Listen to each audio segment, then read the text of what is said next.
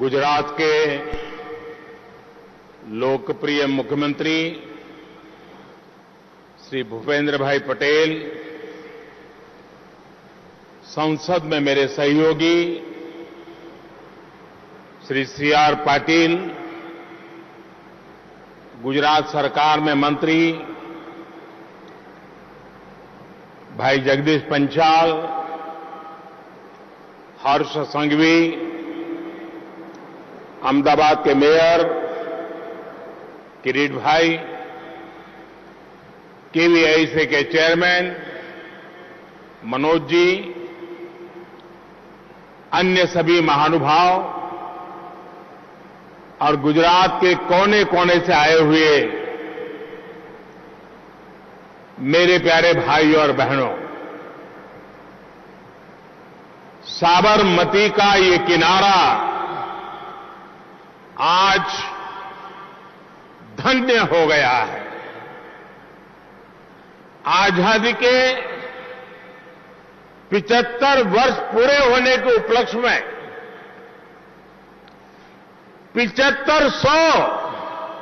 7,500 बहनों बेटियों ने एक साथ चरखे पर सूत काटकर नया इतिहास रच दिया है।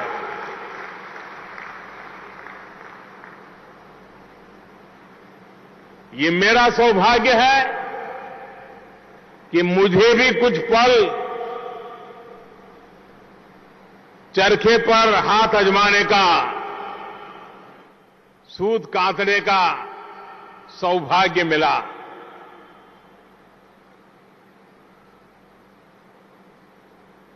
मेरे लिए आज ये चरखा चलाना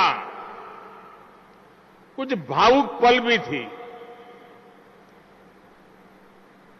मुझे मेरे बचपन की ओर ले गई, क्योंकि हमारे छोटे से घर में एक कोने में ये सारी चीजें रहती थी और हमारी मां आर्थिक उपार्जन को ध्यान में रखते हुए जब भी समय मिलता था वो सूत काटने के लिए बैठती थी। आज वो चित्र भी मेरे ध्यान में फिर से एक बार पुनस्मरण हो आया। और जब इस सारी चीजों को मैं देखता हूं, आज या पहले भी, कभी कभी मुझे लगता है कि जैसे एक भक्त भगवान की पूजा जिस प्रकार से करता है, जिन पूजा की सामग्री का उपयोग करता है, ऐसा लगता है इस सूत काटने की प्रक्रिया भी जैसे ईश्वर की आराधना से कम नहीं है। जैसे चरखा आजादी के आंदोलन में देश की धड़कन बन गया था, वैसा ही स्पंदन आज मैं यहां साबरमती के तट पर महसूस कर रहा हूं। मुझे विश्वास है कि यहां मौजूद सभी लोग इस आयोजन को देख रहे सभी लोग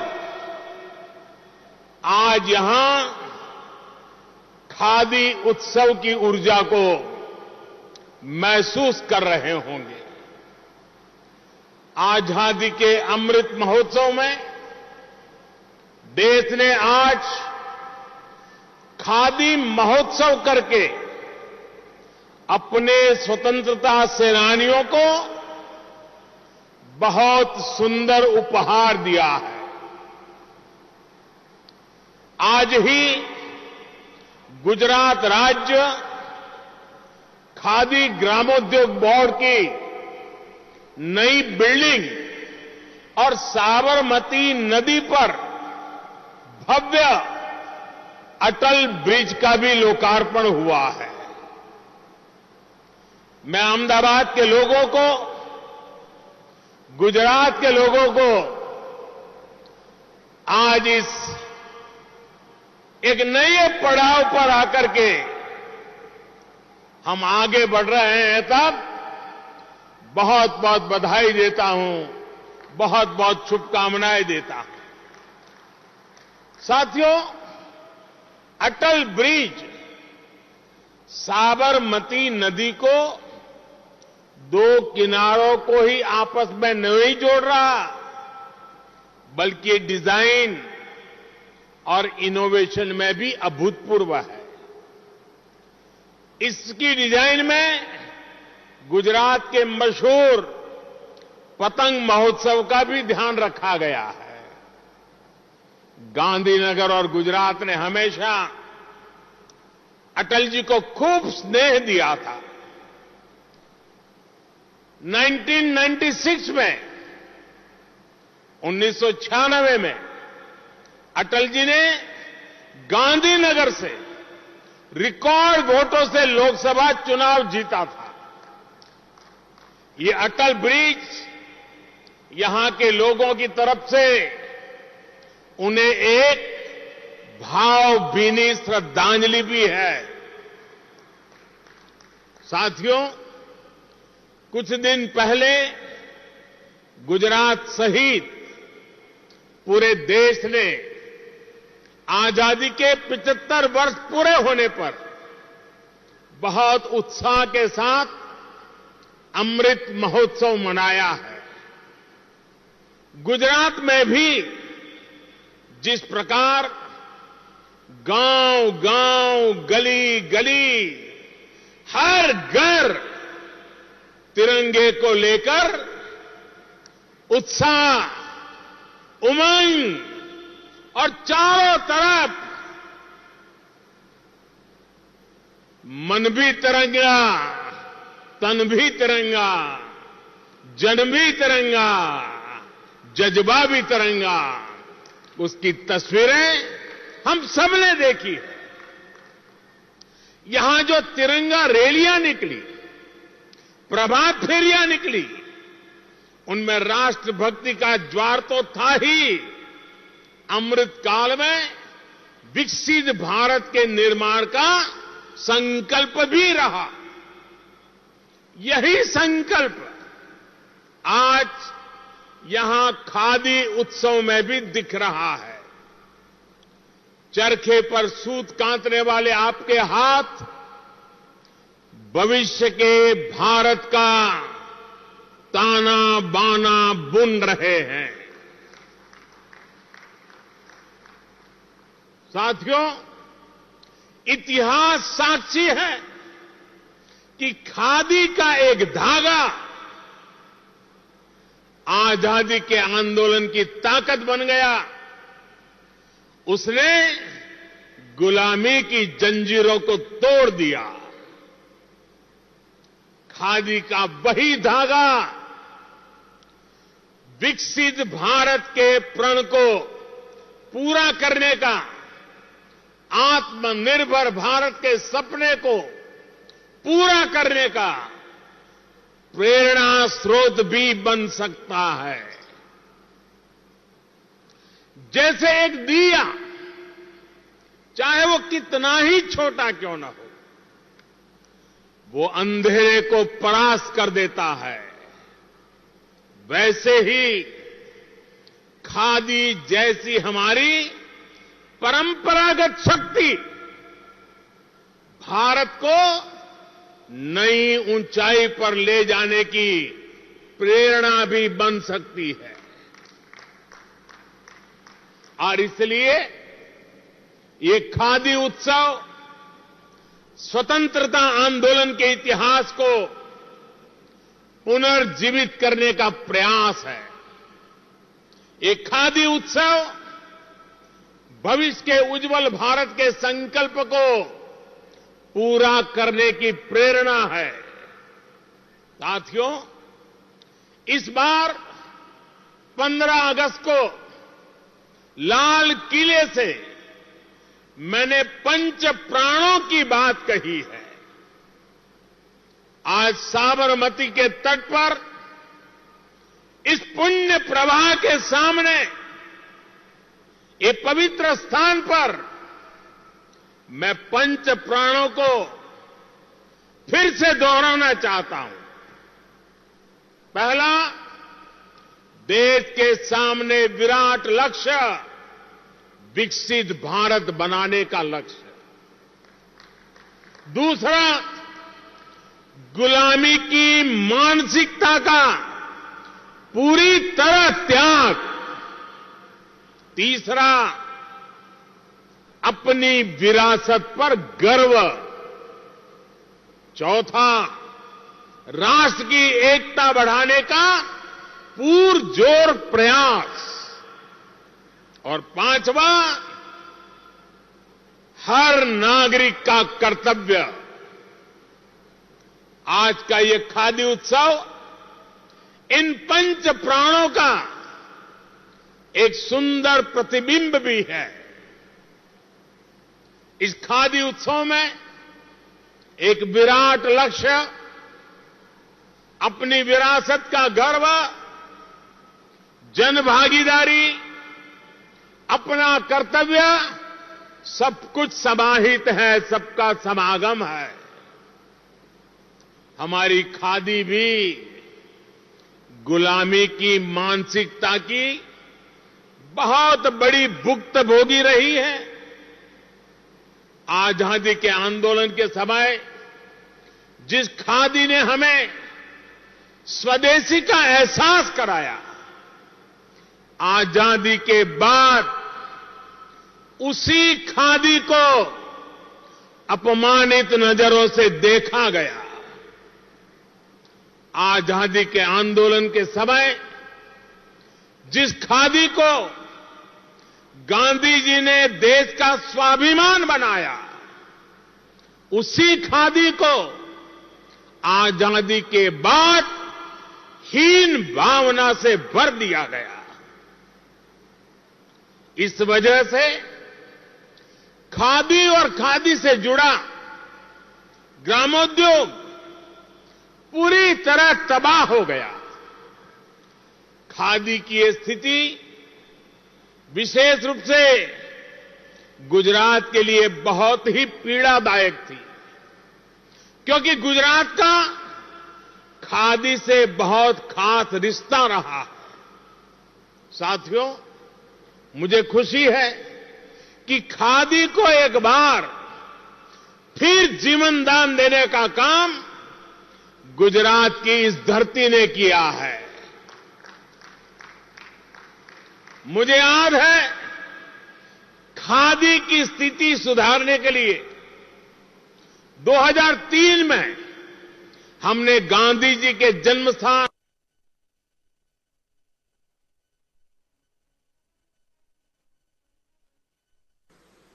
तब हमने खादी फॉर नेशन के साथ साथ खादी फॉर फैशन का संकल्प लिया था। गुजरात में खादी के प्रमोशन के लिए अनेकों फैशन शो किए गए, मशहूर हस्तियों को जिससे जोड़ा गया। तब लोग हमारा मजाक उड़ाते थे, अपमानित भी करते थे, लेकिन खादी और ग्रामोद्योग की उपेक्षा गुजरात को स्वीकार नहीं थी। गुजरात समर्पित भाव से आगे बढ़ता रहा और उसने खादी को जीवन दान दे करके दिखाया भी। 2014 में जब आपने मुझे दिल्ली जाने का आदेश दिया, तो गुजरात से मिली प्रेरणा को मैंने और आगे बढ़ाया, उसका और विस्तार किया। हमने khadi for nation, khadi for fashion, इसमें खादी फॉर ट्रांसफॉर्मेशन का संकल्प जोड़ा। हमने गुजरात की सफलता के अनुभवों का देश भर में विस्तार करना शुरू किया। देश भर में खादी से जुड़ी जो भी समस्याएं थी, उनको दूर किया गया। हमने देशवासियों को खादी के प्रोडक्ट खरीदने के लिए प्रोत्साहित किया और इसका नतीजा आज दुनिया देख रही है। आज भारत के टॉप फैशन ब्रांड्स खादी से जुड़ने के लिए खुद आगे आ रहे हैं। आज भारत में खादी का रिकॉर्ड उत्पादन हो रहा है, रिकॉर्ड बिक्री हो रही है। पिछले 8 वर्षों में खादी की बिक्री में 4 गुना से अधिक की वृद्धि हुई है। आज पहली बार भारत के खादी और ग्रामोद्योग का टर्नओवर 1 लाख करोड़ रुपए से ऊपर चला गया है।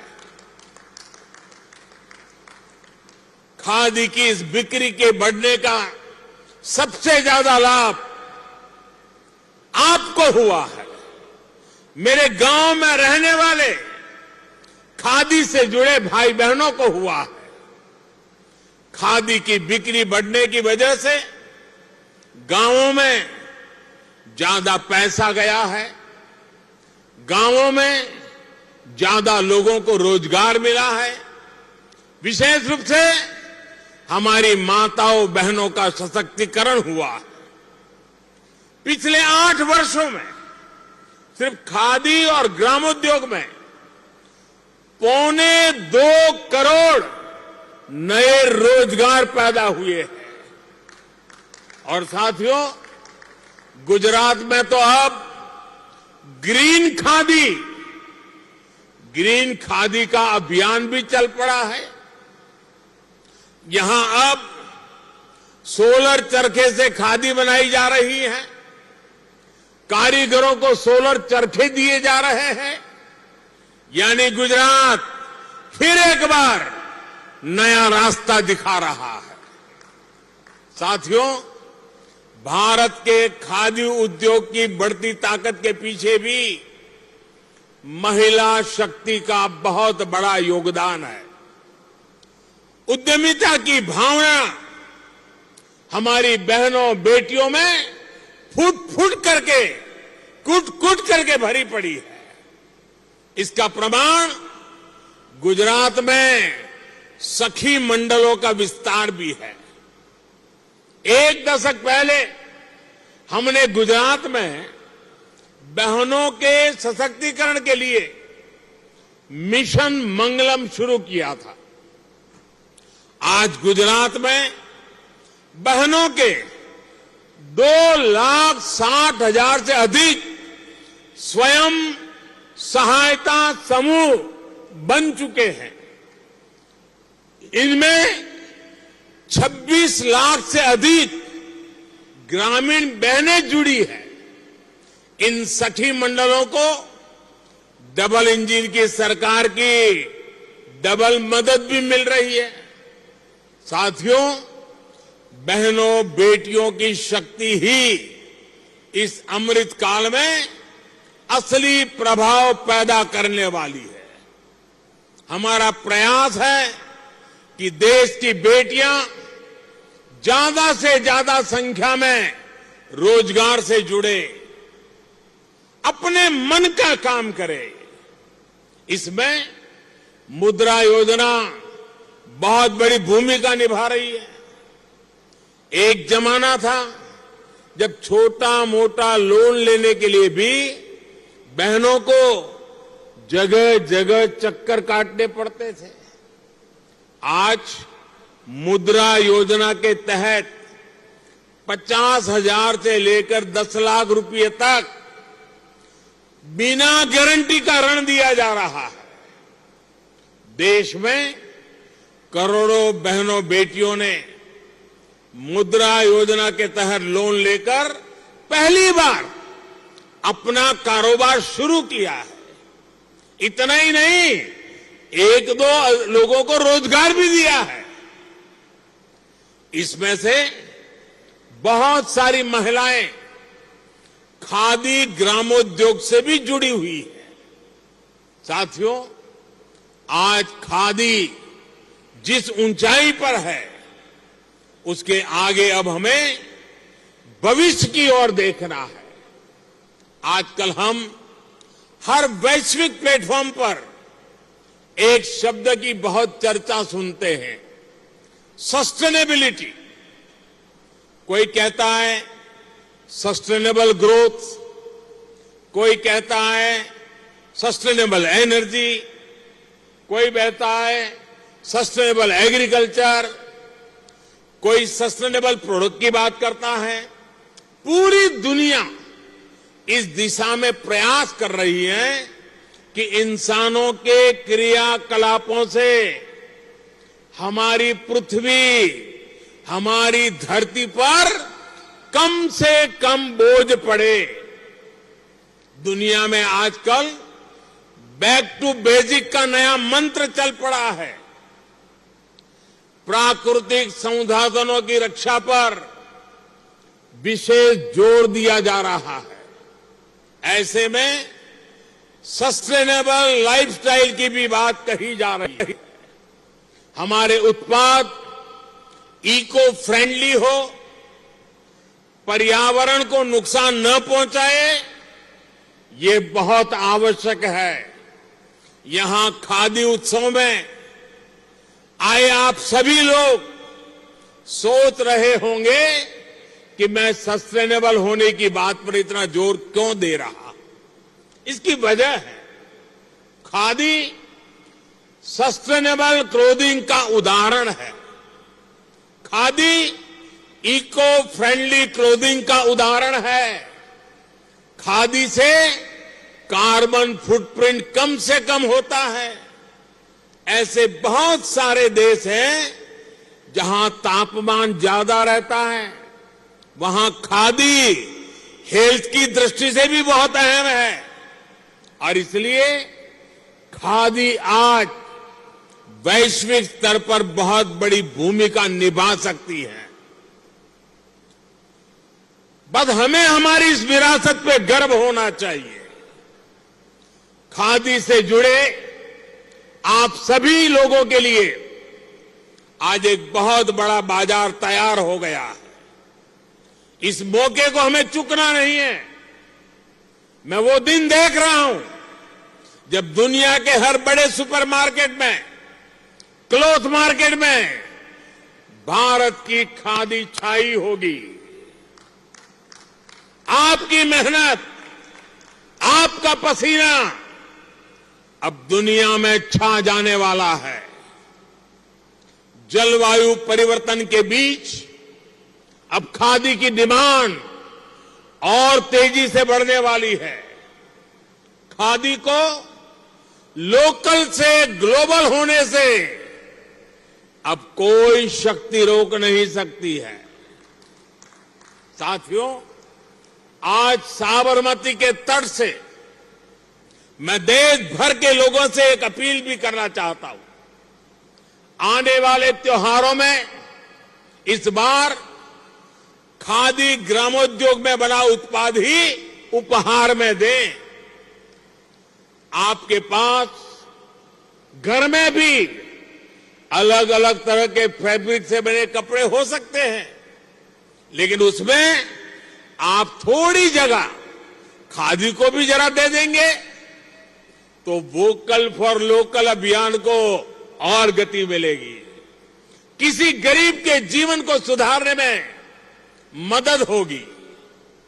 आप में से जो भी विदेश में रह रहे हैं, अपने किसी रिश्तेदार या मित्र के पास जा रहा हो तो वो भी गिफ्ट के तौर पर खादी का एक प्रोडक्ट साथ ले जाएं। इससे खादी को तो बढ़ावा मिलेगा ही, साथ ही दूसरे देश के नागरिकों में खादी को लेकर जागरूकता भी आएगी। साथियों, जो देश अपना इतिहास भूल जाते हैं, वो देश नया इतिहास बना भी नहीं पाते। खादी हमारे इतिहास का, हमारी विरासत का अभिन्न हिस्सा है। जब हम अपनी विरासत पर गर्व करते हैं, तो दुनिया भी उसे मान और सम्मान देती है। इसका एक उदाहरण भारत की टॉय इंडस्ट्री भी है। खिलौने, भारतीय परंपराओं पर आधारित खिलौने प्रकृति के लिए भी अच्छे होते हैं, बच्चों के स्वास्थ्य का भी नुकसान नहीं पहुंचाते। लेकिन बीते दशकों में विदेशी खिलौनों की होड़ में भारत की अपनी समृद्ध टॉय इंडस्ट्री तबाह हो रही थी। सरकार के प्रयास से खिलौना उद्योगों से जुड़े हमारे भाई बहनों के परिश्रम से अब स्थिति बदलने लगी है। अब विदेश से मंगाए जाने वाले खिलौनों में भारी गिरावट आई है। वहीं भारतीय खिलौने ज्यादा से ज्यादा दुनिया के बाजारों में अपनी जगह बना रहे हैं।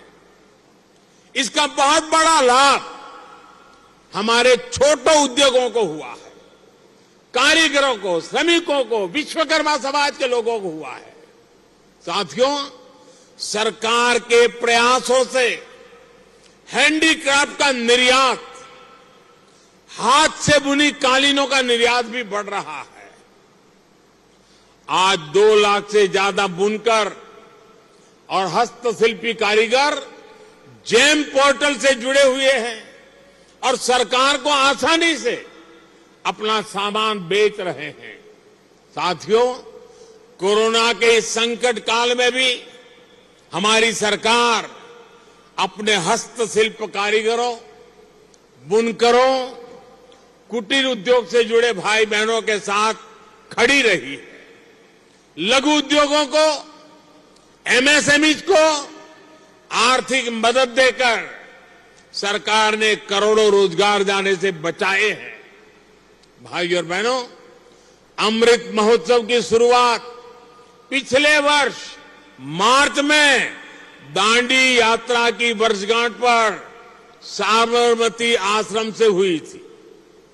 अमृत महोत्सव अगले वर्ष अगस्त 2023 तक चलना है।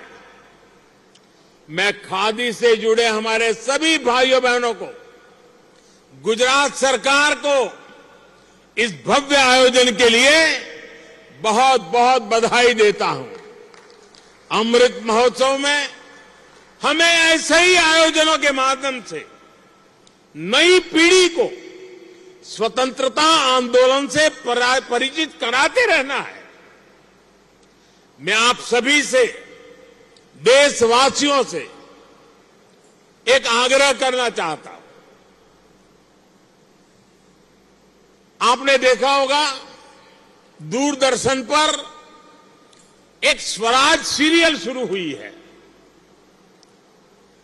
आप देश के आजादी के लिए, देश के स्वाभिमान के लिए हिंदुस्तान के कोने कोने में क्या संघर्ष हुआ, क्या बलिदान हुए, इस सीरियल में स्वतंत्रता आंदोलन से जुड़ी गाथाओं को बहुत विस्तार से दिखाया जा रहा है।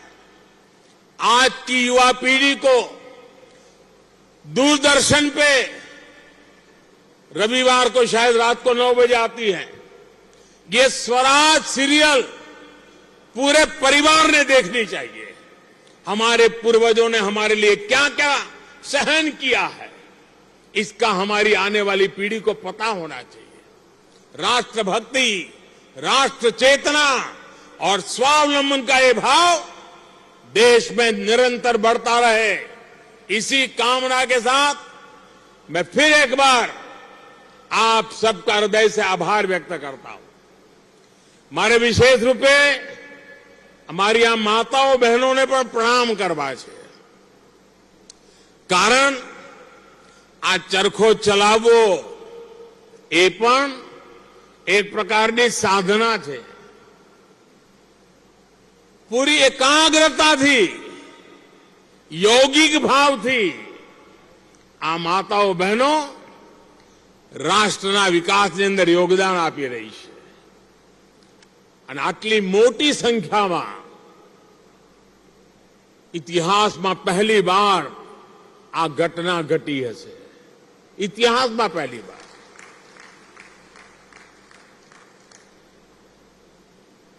જે લોકો વર્ષોથી આ વિચાર સાથે જોડાયેલા છે, આ આંદોલન સાથે જોડાયેલા છે, એવા સૌ મિત્રોને મારી વિનંતી છે કે અત્યાર સુધી આપે જે પદ્ધતિથી કામ કર્યું છે, જે રીતે કામ કર્યું છે, આજે ભારત સરકાર દ્વારા મહાત્મા ગાંધીના આ મૂલ્યોને ફરી એકવાર પ્રાણવાન બનાવવાના જે પ્રયાસ ચાલી રહ્યા છે, એને સમજવાનો પ્રયાસ થાય, એનો સ્વીકાર કરીને આગળ વધવામાં મદદ થાય. એના માટે હું આવા સૌ સાથીઓને નિમંત્રણ આપું છું.